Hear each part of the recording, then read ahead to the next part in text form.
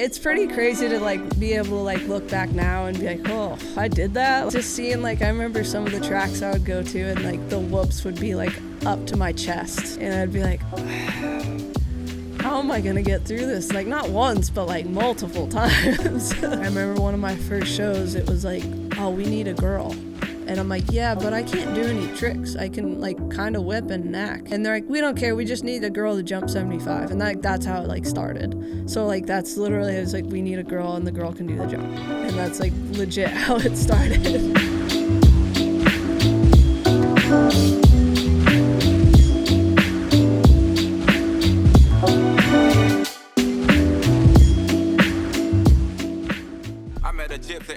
Yeah, because I guess that would be a telltale sign. It's like, I've done all this work, I'm fit as fuck, but I can't walk up a flight of stairs. Like, something ain't adding up here. Exactly. And throughout like the practice track time, it was like, all right, do a 12-lap moto. And then I was like, dude, I can't do 12 laps. All right, let's do 10. Oh, dude, I can't make it to 10.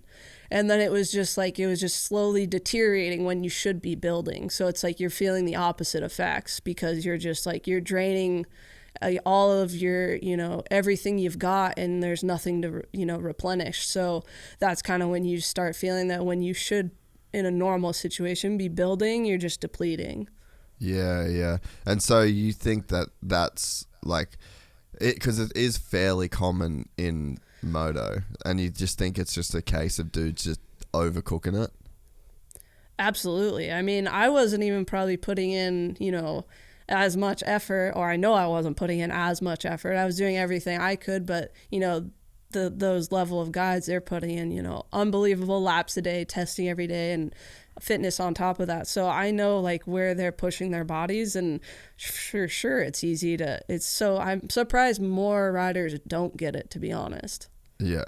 I mean, it's funny, like the whole performance enhancing drugs thing is just like the most taboo subject in moto. Like no one fucking wants to talk about it or whatever. But man, like I've started training for World Vets. That's like, yeah. I'm out doing like 320s a day and a couple 5K runs. And I'm like, how do these boys do this shit without drugs? Like, are you fucking serious? Like all of y'all telling me that you can do this shit without it?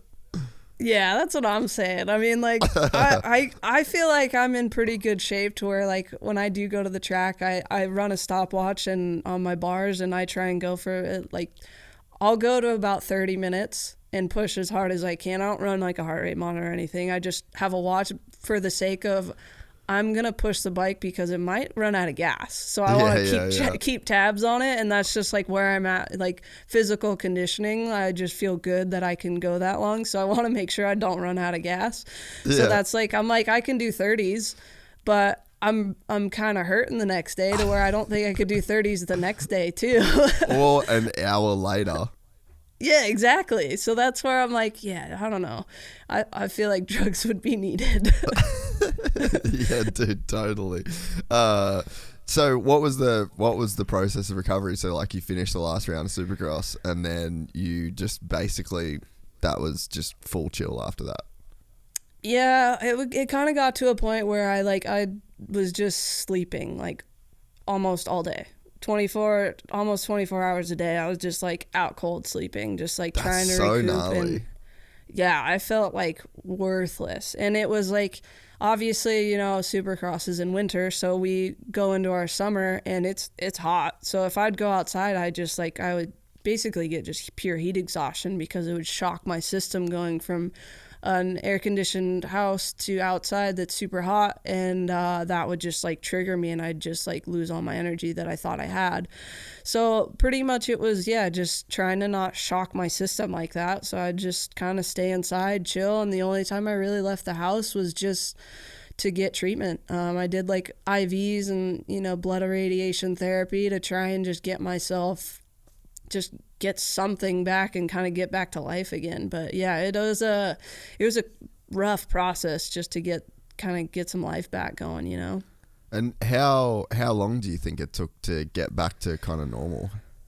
I would say maybe 4 or 5 months to where I was like, all right, like I feel like I can sustain, maybe some training and stuff like that. And then get back into it. But unfortunately, the following year, I started getting back into my schedule, and it just came right back. So No both way. years I race, both years I raced Supercross, I got Epstein-Barr.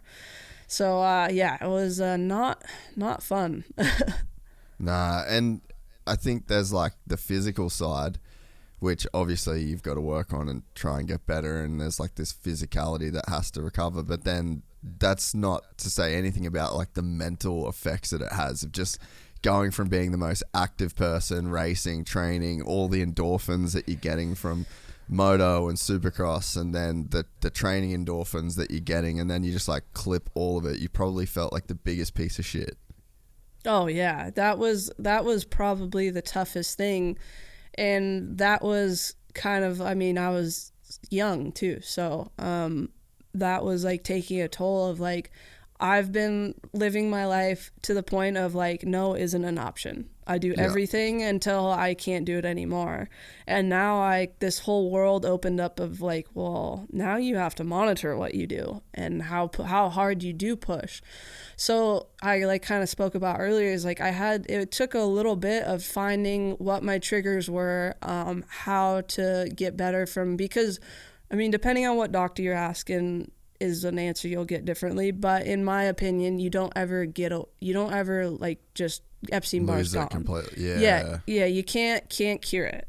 So that's been kind of my story, is that I get flare-ups to where if I feel like I'm pushing too much, I feel that and I have to back it off a little bit. But it took me a couple years to really figure out what that looked like and where I could push and where I couldn't push and when and what it feels like. And I actually got a lot of help from a couple of Olympians that struggle with it as well, and they kind of gave me like tips on what to do when you do get flare-ups, how to avoid them, and just kind of find yourself a program that works for your body. And that's kind of where that transition was just like full battle royale to being a kid to like, all right, pick your battles and figure this out. Yeah. And so that kick-started you getting into like reading and like learning about that sort of stuff, or?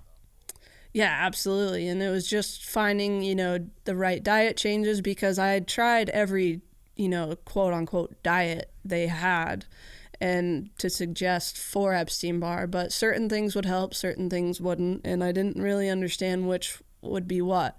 So I just kind of had to figure out my own thing, and that's where like just the help of other athletes that have been going through it, they gave out some advice that I ended up trying. It worked out well, and then I could kind of put that into my program and move on. So yeah, it was just a lot of trial and error and just help from just other people that struggle with it. We're excited to announce the launch of our new membership site, gypsytales.com. packed with exclusive content and perks that you won't find anywhere else. This is your chance to become a part of the Gypsy Gang. And as a special bonus, if you sign up to an annual membership, you'll be entered into the draw to win our custom-built TC125. Gypsy Gang.